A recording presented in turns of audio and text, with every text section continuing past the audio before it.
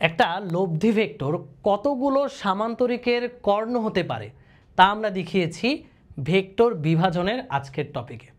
HSC 27 ব্যাচের vector free ক্লাসে আজকে আমরা শুরু করেছি ভেক্টর বিভাজন। আমরা একটা ভেক্টরকে যেই বিভাজিত অংশগুলোতে ভাগ করি তাদেরকে বলি আমরা উপাংশ। সো যে কোনো দিকে উপাংশ নির্ণয় এবং উপাংশের ব্যবহারগুলো নিয়ে আজকের ক্লাসে আলোচনা করা হয়েছে। সো দেখো এখানে উপাংশ নির্ণয়ের একটা সুন্দর প্রমাণ এবং এরপরে খুবই গুরুত্বপূর্ণ টপিক লম্বাংশে বিভাজন। আমরা কিভাবে একটা ভেক্টরকে দুইটা লম্ব উপাংশে ভাগ করতে পারি তা দেখানোর পরে এই লম্বাংশের ব্যবহারগুলো, যেমন মানুষের পায়ে হাঁটা, পায়ে কিভাবে হাঁটে, নৌকার গুণ কিভাবে টানে লম্বাংশ দিয়ে সেটা ব্যাখ্যা করা হয়েছে। এরপর পাখির উড়া ব্যাখ্যা করা হয়েছে।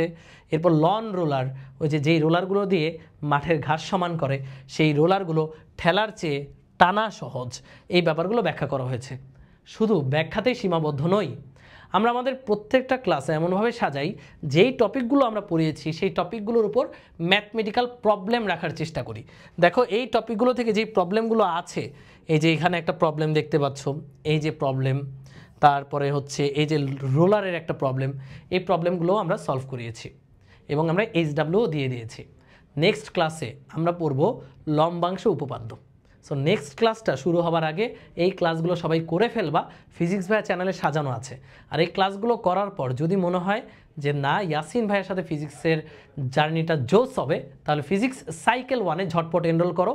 ইনশাল্লাহ ফিজিক্সের প্রত্যেকটা চ্যাপ্টারে তোমাকে বস বানানোর জন্য যা কিছু দরকার সব কিছু নিয়ে বসে আছি আমি। দেখা হবে সকলের সাথে ক্লাসে।